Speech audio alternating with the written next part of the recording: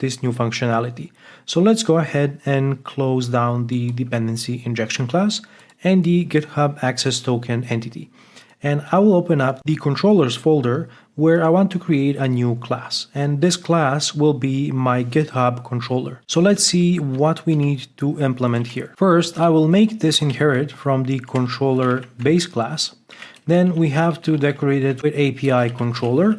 Let's give it a route, which is going to be just GitHub. And let's also protect this controller using the authorize attribute, where I'll specify the allow roles to be roles member. When it comes to the services that we'll need a couple, starting with the GitHub Access Token service. Then I will also need the GitHub service, which communicates with the GitHub API. Then I will need the user context to retrieve the information about the current user.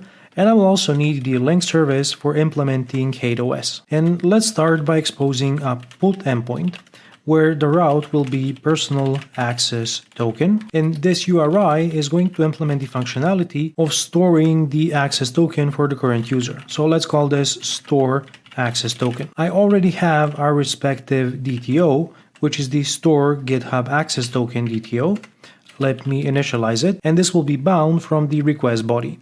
Then I need to get the user ID, and I will use the user context to get the identifier of the current user. And if this value is null or whitespace for any reason, then I'm going to return an unauthorized response. Finally, all I have to do to persist this is to use the GitHub Access Token service, call the store async method, and pass in the user identifier and the store GitHub Access Token DTO. Let's assume that this will just succeed, and we can return 204 no content from this endpoint. I'm using put here because I want to implement the upsert functionality. We will either insert a new personal access token if one doesn't exist for the current user, or we will update the existing value, hence why I think put is the correct HTTP method to use. You could also use HTTP post, it wouldn't be a mistake. Let me add a respective variant of this endpoint that's going to allow me to revoke the access token, and I'm just going to copy our existing implementation,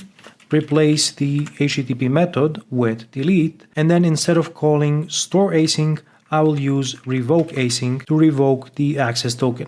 I don't need any DTO in the request body, and this will be enough to implement the revoke access token endpoint. Finally, I want to expose a get endpoint that will allow me to get the profile of the current user.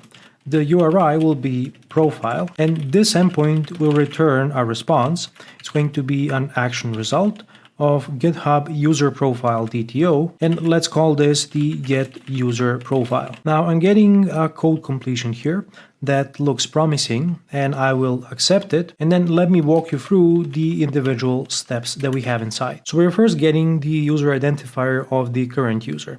We can then use that to obtain the access token for this user if such a value exists. Otherwise we return 404 not found. This relies on the GitHub Access Token service and is going to interact with our database. Then we can use the GitHub service to reach out to the GitHub REST API and obtain the user's profile information. If we get back a null response, then I will return 204 not found. Otherwise, we can return the user profile. And the correct thing to do here would be to return this using a 200 OK status code. Now, another thing we could do here is to include hypermedia links on this response, and this is what that would look like.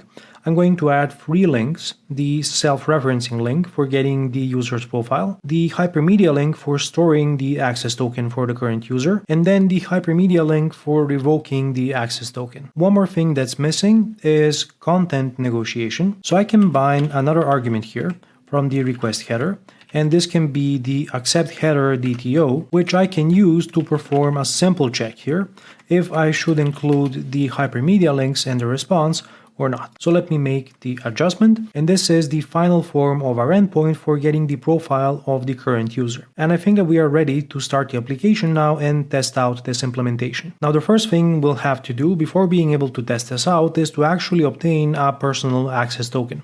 So you can go to github.com/settings/profile, and using your personal account, you should head over to developer settings. And here, under personal access tokens, you can create either a fine-grained token or a classic access token. I'll choose the classic token and then generate new token classic. You should assign a name to your token. I'll say DevHabit testing token. You can choose the expiration time in days. Let's say I choose 30 days, and then you have to select the scopes of what your access token should have access to. I will choose repository access and user access and then click generate token. You should see a confirmation screen like this. And then here is your access token value.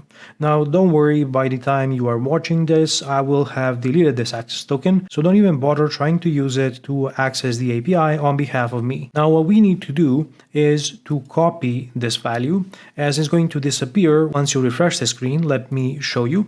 If I go into Tokens Classic, I can see my one token, and inside of it I'm able to see the scopes. I can update this value, and I can also regenerate the token, which will give me a new value. Now let's go into Postman and test out our API endpoints. I've already logged in and specified the JSON Web Token in the authorization header on the collection level, and I can now call my put endpoint on the GitHub Personal Access Token URI. So I will paste in the value that I got from the GitHub user interface when I created my personal access token. The expiration time in days is 30 days, and now I can send this request, and it's going to persist this access token inside of my application so that the application can now interact with the GitHub REST API on behalf of me. Now, if I send this request multiple times, it won't have any additional effect because I implemented it to be idempotent. And now that I have my personal access token, I can call the get endpoint to get the profile for the current user. And this returns my profile information from the GitHub API. I can also specify our custom media type to obtain the HateOS links, and now we have a set of available operations on this resource. I know how to reference the same resource, and I know how to store an access token or revoke it. Another thing I can do is revoke the access token for the current user, and if I send this request, it's going to delete the access token from my database. I can also invoke this multiple times without any additional effect, and this time if I try to send a request to the get endpoint, I will get back a 404 not found response because I no longer have the access token. So let me store the access token again, and now I can send a get request and obtain back the response containing the user's profile information. So this was a quick demo of how you can integrate with an external REST API, where I specifically used the GitHub REST API to implement fetching the user's profile. And there's also an additional method where we can fetch the user's events, and this will be used later in the course to implement some advanced functionality. However, a big drawback of the current implementation is that I'm storing the user's access tokens in the database in plain text. This could be a serious security concern, and it's something that I want to improve. So in our next lesson, we're going to cover how to protect sensitive data inside our application using encryption.